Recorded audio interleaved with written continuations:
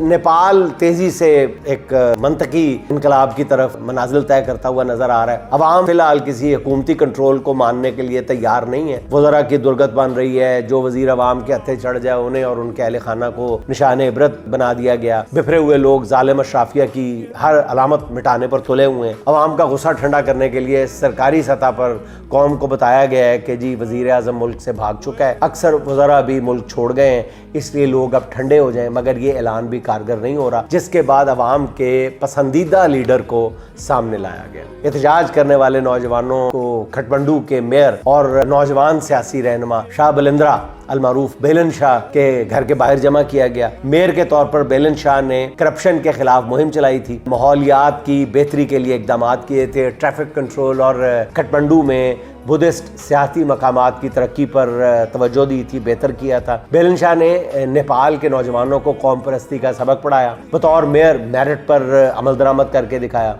2023 میں time magazine نے انہیں 100 ابھرتے ہوئے لیڈرز کی فہرست میں شامل کیا تھا۔ ریاست جب مظاہرین کے ہاتھوں ہار گئی تو بہرحال ایک پاپولر لیڈر کو ہی ریاست کو مکمل تباہی سے بچانے کے لیے سامنے لانا پڑا۔